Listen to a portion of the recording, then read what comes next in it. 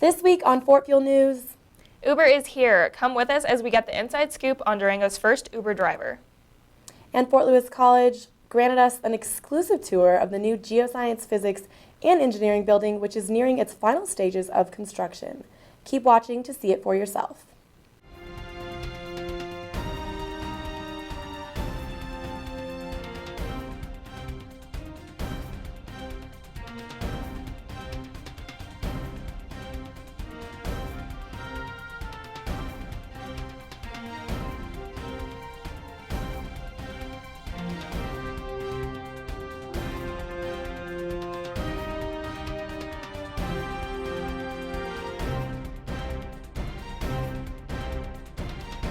I'm Lindley Gallegos. And I'm Deanna Atkins. So, Lindley, Uber is a taxi service, am I right? It is, and it's finally here in Durango. The tourists have been waiting, students have been waiting, and we finally have it. I had the chance to interview David Muller, Durango's first Uber driver, to see what he has to say about his Uber endeavors. Let's check it out.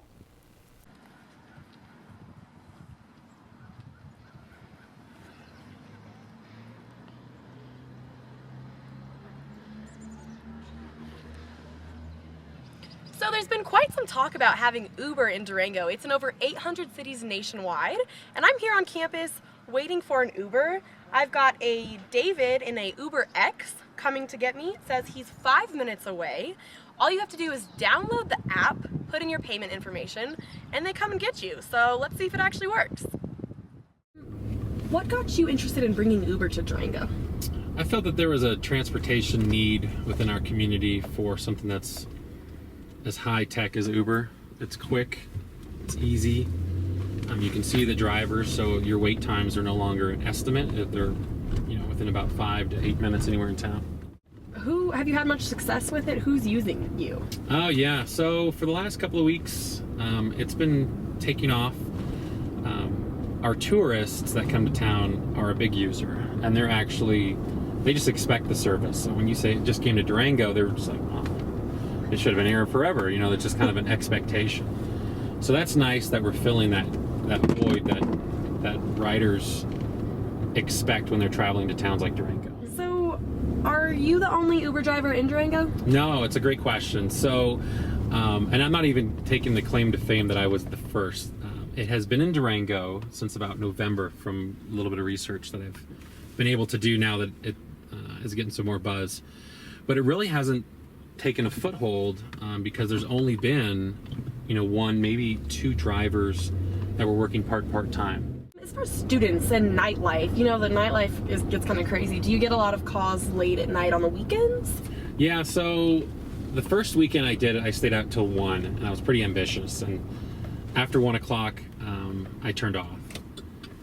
But I turned it on last night from 10:30 till about 11:30 just to get a feel for the activity, and I had 3 calls back to back to back.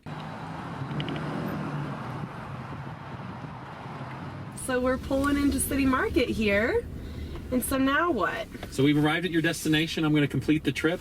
It's a cashless system and no tip is required, so we're all set. Established in 2009, Uber is a ride booking service offered in almost every metropolitan city in the United States and in 382 cities worldwide with more than 8 million users. Users can download an app, register payment information, and request a ride depending on passenger load. When you arrive at your destination, Uber automatically charges your credit card, and there's no need to tip. You can also split the fare easily between parties and rate your driver.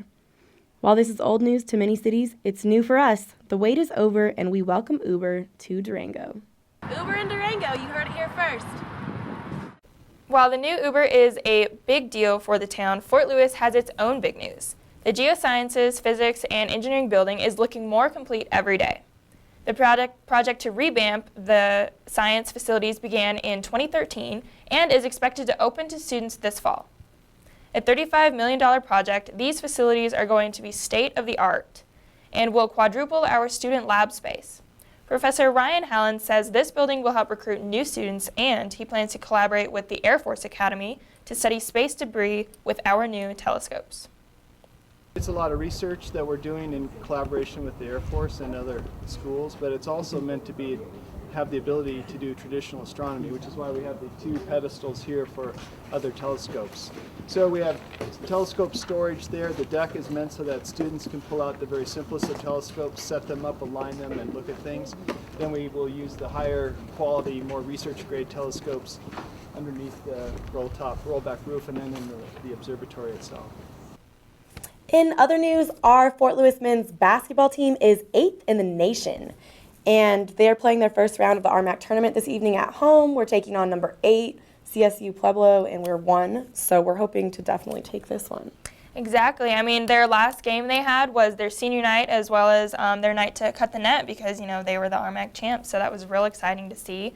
They've had a 14-game winning streak and haven't even lost at home yet. So yeah, it's definitely a special team. They've got a first-year coach, and whether or not they win the tournament or win this game this evening, they are still headed to regionals after spring break, and we've got a chance at that national title, so this is pretty big. Yeah, so I hope all the Fort Lewis students will be there, you know, shining in their blue, gold, and white colors. So definitely come out and support, and continue to support throughout the week and post-spring break.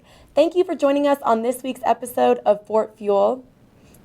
You heard it here first. Check the big yellow boxes around campus for our latest print issue, and stay with us. Don't forget to subscribe to our YouTube channel. Until next time, I'm Lindley Gallegos. And I'm Deanna Atkins.